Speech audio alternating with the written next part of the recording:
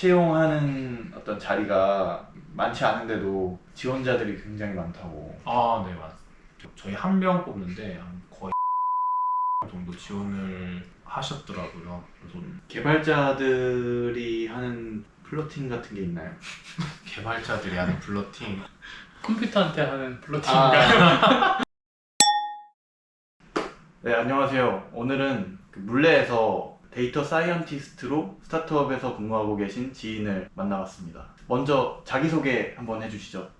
네, 저는 데이터 사이언티스트로 근무하고 있는 물레 주민입니다. 지금 다니고 계신 스타트업에 대해서 간단히 설명해 주실 수 있을까요? 저는 그 안과 도메인의 의료 스타트업에서 일을 하고 있고, 주로 시력 교정술 추천, 개인 맞춤형 시력 교정 추천하는 거랑 안저 영상을 분석해서 안질환이나 전신질환을 이제 진단 보조해 주는 거, 그 외에 이제 안과에 필요한 서비스들을 좀 만드는 스타트업에서 종사하고 있습니다. 거기에서 이제 하시는 업무는 또 어떤 건지 업무는 간단하게. 지금은 사실 PM이 조금 더 커진 것 같아요. 프로젝트 매니징 하는 게 더 커져서 어떻게 보면 처음부터 기획부터 설계, 개발, 배포까지. 유지, 배포 매니지까지. 다 업무 분장하고 다 회의 잡고 이런 것도 다 하고 있어가지고 오히려 지금은 개발적인 실제로 코딩을 하는 시간보다 매니징하면 이렇게 더 큰 고 있어서, 네, 지금은 매니징을 한다고 말씀드릴 수 있을 것 같아요. 고객 응대까지 하시나요? 당연하죠. 오. 현장에 가서 아직 고객사가 그렇게 많진 않은데 고객사에 이제 저희 뭐 따로 고객 응대하는 팀이 있는 게 아니어가지고 직접 가가지고 회의도 하고 불만사항 있으면 듣고 이렇게도 하고 있습니다. 데이터 사이언티스트라는 직업을 저는 처음 들어보고 조금 생소한데 그거에 설명 간단하게 해주실 수 있을지. 쉽게 보면 데이터 사이언티스트, 데이터 과학자라고 얘기를 하는데, 데이터에 관련된 모든 업무를 다 한다고 보면 될 것 같아요. 회사에서 주로 하는 업무는 이제 데이터 수집, 전처리, 그리고 그걸로 인사이트를 뽑아내는 분석이라던가 아니면 딥러닝이라던가 이런 것까지 다 해서 서비스에 필요한 인사이트를 뽑아내는 그런 작업을 다 한다고 보시면 될 것 같습니다. 데이터 엔지니어나 데이터 사이언티스트 보통 이 두 가지로 분류를 한다고 하면 그 두 가지 직업에 필요한 역량이 좀 다를까요? 조금씩 다 다른 것 같아요. 데이터 쪽 직무라고 하면 데이터 엔지니어, 그리고 데이터 분석, 데이터 사이언티스트 이렇게 크게 세 가지가 있는 것 같은데, 데이터 엔지니어부터 말씀드리면은 데이터를 추출하고 그리고 어떤 처리를 통해서 원하는 곳에 잘 보내주는 거 작업을 해주는 게 데이터 엔지니어고, 그렇다 보니까 좀 알아야 되는 거가 서비스의 뒷단에서 발생하는 로그, 데이터들이 어떤 형태로 있는지 이런 걸 좀 잘 알아야 된다고 보면, 데이터 분석은 반대로 그렇게 모아진 데이터들을 분석을 해서 인사이트를 뽑아내야 되는 거라서 통계적인 정보라던가 아니면 특정 도메인에 있어서의 어떤 데이터가 어떤 의미를 가지고 있는지 이런 걸 좀 봐야 되는 것 같고, 데이터 사이언티스트는 약간 두 개를 합쳐놓은 역할인데, 데이터를 수집부터 이제 활용한 단계까지 해서 이 데이터들이 어떤 의미를 가지고 서비스에 어떻게 활용될 수 있는지에 대한 해답을 내는 그런 직업인 것 같습니다. 저도 이 개발 쪽에 관심이 많다 보니까 데이터 관련해서 이제 주위에서 하는 얘기들을 많이 듣거든요. 근데 이제 데이터 쪽 같은 경우에는 이제 석사 이상은 나와야 채용이 된다라는 얘기들이 많이 있던데, 실제 현업에 이제 종사하시는 사람으로서 그 말이 좀 맞다고 생각하시는지. 거의 반반인 것 같아요. 회사에서 데이터 사이언티스트를 어떻게 활용하냐에 따라 좀 다른데, 딥러닝 모델 개발하는 쪽의 역량을 좀 중요하게 보는 데서는 아무래도 석사가 있는 거를 좀 더 쳐주는 것 같고, 그렇지 않은 데는 사실 석사보다는 특정 도메인에서 얼마나 데이터를 많이 다뤄봤냐 이걸 조금 더 많이 보지 않나 싶습니다. 그래서 근데 큰 데는 좀 많이 요구하는 편인 것 같아요. 그러면은 그 데이터 사이언티스트로 진로를 결정하시게 되신 뭐 계기라던가 어떤 시작점은 어떤 게 있었을지. 저는 좀 AI 리서처가 있고 데이터 사이언티스트가 있으면, AI 리서처는 딥러닝 개발이 되게 메인이고 데이터 사이언티스트는 조금 범용적인 영역에서 일을 한다고 치면, 저는 새로운 모델을 개발을 하는 건 되게 어려운 일이라고 생각을 했어요. 현업에서도 조금 파이토치, 파이 텐서플로 이렇게 되게 크고 박사들이 만들어 온 모델을 들고 와서 활용하는 거면은 저는 딥러닝 개발하는 역량에서 저의 역할은 충분하다고 생각하고 어떻게 활용하냐가 중요하다고 생각을 해서 데이터 사이언티스트를 택한 것 같고 원래 딥러닝 쪽으로 공부를 하려고 했던 계기는 그 대학교 4학년 때 졸업 논문을 이제 딥러닝으로 그 지하철 수요를 예측하는 걸 했었는데 그거를 할 때 약간 재밌겠다 싶어가지고 했었던 게 쭉 이어졌던 것 같습니다. 요즘에 개발에도 GPT를 좀 많이 활용하는 편이신가요? 거의 조금 소규모의 스타트업에서 다 비슷할 건데 챗GPT가 없으면 개발이 한 50% 이상은 안 돌아가는 수준으로 개발이 챗GPT나 LLM 서비스에 많이 도움을 받고 있고 저도 좀 많이 활용을 하는 편인 것 같아요. 그리고 실제 이제 회사에서 네. 인사 업무까지 하고 계시잖아요. 기술적인 거를 좀 보고 있죠. 기술 네. 면접 준비 지원하신 분들 보려고 이력서를 검토하고 있죠. 채용하는 어떤 자리가 많지 않은데도 지원자들이 굉장히 많다고. 네, 맞습니다. 저희 한 명 뽑는데 거의 70명, 80명 정도 지원을 하셨더라고요. 그래서 저도 사실 되게 놀랐는데 그만큼 데이터 사이언스 이쪽에 하려고 하시는 분들이 많고 그리고 도전하기 좀 허들이 낮다라는 생각이 좀 들어요. 채용을 하시기 전에 이제 뭐 이력서 검토나 뭐 면접 보고 하시잖아요. 네. 만약에 이제 프로젝트 경험이 없는 지원자가 있다면 뽑기는 어려운 거라고 보면 될까요? 사실은 그런 것 같아요. 이게 저희가 지금 신입도 뽑고 있는데 신입분들이 본인이 되게 적극적으로 할 수 있을 것이다를 자기가 이제 대학교나 다른 활동들을 통해서 증명을 해야 되는데 그런 활동들이 보통 프로젝트도 아니고 그런 게 없다고 하면 사실 좀 힘들지 않을까 싶습니다. 그래서 실무에서 어떤 프로젝트 진행했다고 중요한 게 아니라 자기가 어떤 거를 뭔가 열심히 진행을 했다라는 거가 있어야 되는데 그게 없는 경우는 사실 힘들지 않을까 싶습니다. 그러면은 그 한 80명 정도 되는 그 지원자들 중에 그나마 좀 프로젝트 경험도 있고 어느 정도 좀 공부도 했고 한번 검토를 해봐야겠다라는 판단이 드는 사람들은 한 어느 정도? 지금 한 10명, 12명 정도 기술 면접을 진행할 예정이고 줌으로 먼저 기술 면접을 한 뒤에 다시 이제 2차 면접으로 넘기겠죠.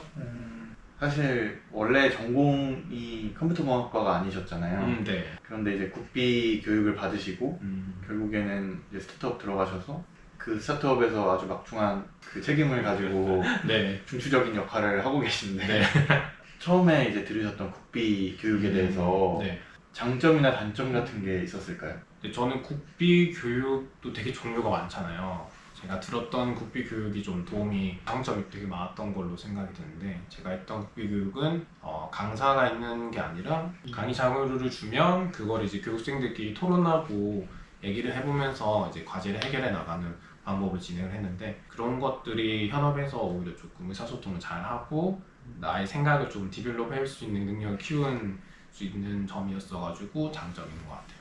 그걸 떠나서 그냥 국비 교육만의 장점이라 본다면 딱 그 집중을 할 수 있는 기간을 딱 정해놓고 거기에 되게 컴팩트하게 집중을 해서 어떤 프로젝트를 끝낸다라는 것 자체가 현업 빼고는 가질 수 있는 좋은 기회라고 생각을 하고 물론 단점은 짧은 기간 안에 너무 많은 걸 가르쳐 주려고 하다 보니까 이게 깊이가 좀 부족하신 분들이 그래도 좀 있지 않을까라는 그 시간 동안 강의는 따로 없고 계속 이제 팀 단위로 좀 토론하고 얘기하고 뭐 혼자 공부하는 시간을 가졌던 거죠. 그렇죠. 보통 강의 자료를 그냥 주고 거기에 대해서 한번 설명을 해준 다음에 이제 거의 알아서 공부하는 듯한 느낌이었는데 근데 같이 하시는 분들이 좋은 사람들이 많아서 마치고 나서도 새벽까지 같이 얘기하고 주말에도 같이 얘기하고 그랬던 것 같습니다. 그러면 이제 현재 다니시고 계신 스타트업에 이제 입사하실 때 네. 어떤 포인트로 어필을 했던 게 좀 주요했던 것 같다 이런 게 있을까요? 사실 지금 다니고 있는 회사가 처음에 가고 싶은 회사는 아니었어요. 이제 제대로 된 면접을 보려면 면접을 한 100번을 봐야 된다. 많이 볼수록 좋다라고 해서 개발자 구인하는 그런 사이트에 들어가서 그냥 보이는 데다가 다 지원을 했었거든요. 어. 다 지원했는데 첫 번째인가 두 번째 회사가 지금 다니고 있는 회사. 오. 그럼 되게 빨리 취업이 아, 네. 되시네요. 지하철 타고 면접 보러 가는 와중에 이 회사가 이런 회사구나를 알아보고 그냥 가서 되게 편안하게 그냥 진짜 그렇죠. 면접을 봤거든요. 그래서 이 회사에 갈 거라는 생각도 없었고 붙을 거라는 생각도 없었고 붙어도 갈 생각도 별로 없었는데 그래서 편안하게 면접을 봤던 게 조금 더 플러스가 되지 않았을까. 그때 뭐 기억에 남는 질문 같은 게 있었나요? 기술적인 질문도 좀 기억에 남지만 제가 스타트업을 친구랑 잠깐 준비했던 그게 있는데 그걸 조금 많이 물어보셨고 점수를 좀 많이 주신 것 같아요. 뭔가 주도적으로 문제를 좀 찾고 정의하고 어떻게 해결할 수 있는지 솔루션 이렇게 디벨롭하는 과정을 좀 물어보셨던 것 같고 그걸 되게 좋게 보셨지 않을까. 그리고 이제 데이터 사이언티스트라고 하면 이제 이름 자체가 멋있다 보니까 좀 지망하시는 분들이 많을 것 같은데 네. 그 직업의 어떤 장단점 같은 게 있을까요? 장점은 딱 이거예요. 멋있어 되게 보인다? 멋있어 보인다. 데이터 사이언티스트? 딥러닝도 하고 인공지능도 하고 요즘 되게 잘 나가는 직업 아니야? 약간 전문직처럼. 맞아요. 예전에 미국에서 가장 섹시한 직업 이래가지고 1위가 데이터 사이언티스트 뽑힌 적이 있었거든요. 그게 제일 크지 않나. 단점은 기술적으로 약간 계속해서 트렌드를 쫓아가야 되고 공부를 계속해서 하지 않으면은 뒤처지는 게 금방 뒤처지는 직업군이다 보니까 끊임없는 자기 개발과 공부가 필요한 것 같아요. 데이터 사이언티스트 쪽으로 지망하시는 분들에게 만약에 다른 전공에서 준비하려는 분이 있다면 해주고 싶은 말이 있을지. 한 프로젝트를 진행할 때 처음부터 끝까지를 좀 깊게 하는 경험 중요한 것 같아요. 많은 프로젝트를 하기보다는 프로젝트에 어떤 문제가 있고 어떻게 그 문제를 정의하고 어떻게 해결함으로써 이 문제를 해결할 수 있을까를 좀 깊게 고민한 흔적과 그거를 기술적으로 어떻게 이제 풀어 나가려고 했는지 그리고 사용한 딥러닝이나 이런 거에 대해서 그냥 가져다 쓴 게 아니라 깊게 이게 뭔지 이해하고 쓰려고 했던 흔적을 남기는 거가 채용하는 데에는 정말 플러스가 되는 것 같습니다. 근데 그 흔적을 문서화 시켜서 남긴다는 건가요? 그렇죠. 네. 그럼 뭐 노션 같은 데다가 따로 정리를 하시는 거예요? 노션의 사실 형태는 그렇게 문제가 없는 것 같아요. 그냥 코드 짠 거를 같이 보내는 경우도 있고 노션을 활용하는 경우가 좀 많긴 하지만 따로 PPT를 만들어서 그런 걸 남기는 분들도 많아서 어떻게든 자기가 고민했던 흔적을 남기려고 노력을 하는 게 좋을 것 같아요. 오히려 좀 프로젝트 수가 엄청 많은데 짧게 한두 줄만 적고 넘어가는 경우에는 사실 오히려 그렇게 플러스를 주진 않는 것 같습니다. 사실 요즘에 개발자들 공급이 되게 많다. 수요에 비해서 공급이 되게 많다. 뭐 왜냐하면은 뭐 챗GPT가 개발자 몇 명 분량의 업무를 대신 해줄 수 있기 때문에 그런 관점에서 어쨌든 채용 업무도 조금 하시니까 확실히 그 공급이 수요보다 좀 많은 편이라고 보시는지. 공급이 수요보다 많다라고 할 수 없을 것 같아요. 그래요? 회사에서 원하는 공급이 별로 없는 것 같아요. 네, 회사에서 원하는 공급은 따르게 있는데 실제로 공급되는 거는 조금 다른 그림을 그리고 있는 듯한 상황이어가지고 근데 절대적인 N수로 보면은 공급이 많아지고 있는 건 사실이다. 네. 또 이어서 질문 드리자면 데이터 사이언티스트로 이제 가기 위해서 배워야 할 과목이라던가 전공이라던가 아니면 또 자격증이라던가 이런 게 있을지. 개인적으로는 자격증은 의미가 없다고 생각을 하긴 해요. 개인적인 의견이고 뭐 정책이나 아니면은 빅데이터 분석. 그쵸. 있긴 한데 의미는 별로 없는 것 같아요. 채용할 때 참고는 하시나요? 거의 참고를 안 해요. 본인이 없어서 안 하는 거 아니죠? 다행이네요. 데이터 관련된 자격증이 좀 저는 다 있긴 한데 다 있으세요? 정책이랑 정적인 없고 데이터 분석이랑 SQLD, EDSP 뭐 이런 것들이 있긴 한데 솔직히 필요하진 않는 것 같아요. 네, 필요하진 않는 것 같고 근데 과목으로 치면 솔직히 얘기해 주는 게 너무 많아요. 통계부터 형대수학, 쪽도 있을 것 같고 당연히 컴퓨터 과학 쪽도 되게 많을 것 같은. 사실 얘기할 수 있는 게 너무 많아서 과목은 쉽지 않긴 것 같네요. 네. 근데 그냥 한 프로젝트를 좀 깊게 하는 게 좋은 것 같다. 개발자들이 하는 좀 플러팅 같은 게 있나요? 개발자들이 하는 플러팅. 컴퓨터한테 하는 플러팅인가요? 이성한테 하는. 이성한테. 이성한테 하는 이성한테. 플러팅. 이게 ENTP라서 네. ENTP는 플러팅이 멋있는 모습이 자기 일을 잘하는 본업. 모습이라고 생각해서 약간 개발을 잘하는 걸 보여준다던가 뭐 개발 모르는 걸 막 도와주려고 한다던가 이런 게 플러팅이지 않을까. 상대방이 개발에 관심이 있어야겠네요. 그렇죠. 아. 그래서 이제 보통 개발자는 개발자 여자친구를 만나지 않을까. 그런 걸 또 멋있어하는 분을. 아닐 수도 있고요. 그러면 어떤 좀 개발자로서 직업병 같은 게 있을까요? 일단 확실히 밈으로 돼 있는 소리 내는 거랑 이런 건가? 그런 거에 되게 좀 민감해지긴 해요. 그리고 혼잣말이 좀 느는 거 같고. 이거 왜 안 돼? 이러면서. 왜 안 되지? 컴퓨터하고 이제 대화를 한다고 하는데 혼잣말이 좀 느는 거 같은 거. 그 샵 안에 있는 부분 다 말로 혼자 말하고 있는 거 아니에요?